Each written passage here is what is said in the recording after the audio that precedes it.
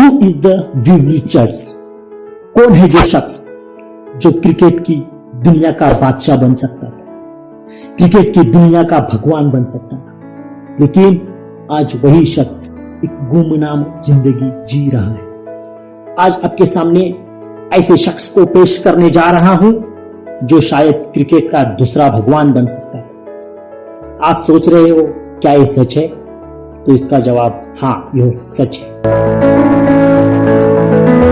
सचिन तेंदुलकर को coach Ramakant Achrekar sir जी सचिन को ये कहते थे कि इस प्लेयर को देखो, इसको खेलने के छोटी छोटी चीजें इससे सीखो और ऐसे खेलने की कोशिश करो।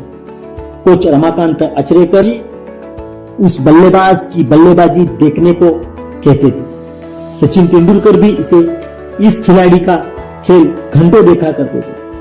यही नहीं तो उस खिलाड़ी को सर करके बुलाते, उससे बल्लेबाजी की टिप्स लिया करते थे। उस खिलाड़ी का नाम अनिल गुरव था, एक प्रतिभावान खिलाड़ी जिसकी प्रतिभा परिस्थिति और हालात के वजह से गुमनामी अंधेरे में खो गई। सचिन से भी प्रतिभावान ये खिलाड़ी कभी भारत के लिए नहीं खेल सका और आज उसकी जिंदगी के हालात खड़कर है। सचिन तेंदुलकर को सर रमाकांत आचरेकर क्रिकेट खेलना सिखाते थे, तब सचिन से भी अच्छा क्रिकेट खेलने वाला खिलाड़ी अनिल गुरव को मानते थे। उसे वे विव रिचर्ड्स के नाम से बुलाते थे। इतना जुनून भरा यह क्रिकेटर को ब्रेक क्यों लगा? यह बड़ा सवाल आपके सामने आया रहेगा। इस खिलाड़ी भाई के वैयक्तिक जीवन से इसके लाइफ में बड़ी रुकावट आती गई।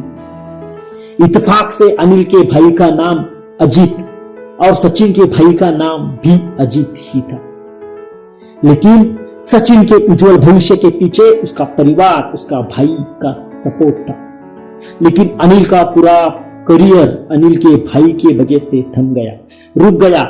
हवाओं को चीर के आगे निकलने वाले घोड़े को लगाम लग गया। इस समाज के भीड़ में सामान्य मनुष्य के जीवन से भी बेकार हो गई। अनिल इस समाज में गुमनाम हो गया।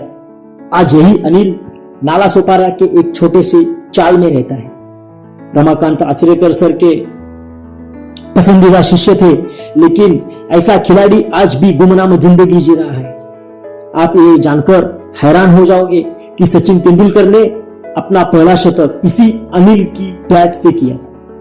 रमाकांत आचरेकर जी को पूरा यकीन था कि एक दिन अनिल बड़ा क्रिकेटर बनेगा। आचरेकर जी अपने स्कूटर पे बिठाकर अनिल को खेलने ले जाया करते थे।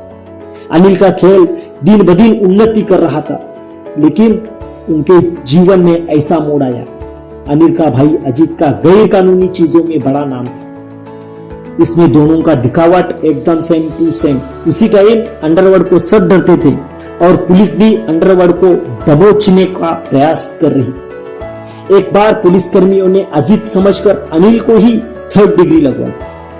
इसमें अनिल शरीर से टूट ही गया, लेकिन दिन ब दिन पुलिस के दबाव से उसका मन भी टूटता गया और उसका करियर धीरे धीरे थमने लगा।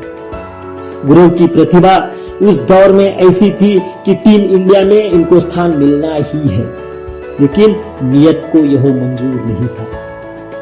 ये तारा भारतीय खिलाड़ी में अपना खेल का प्रदर्शन विश्व के सामने रख सके, लेकिन नियति ने इसे ठुकराया।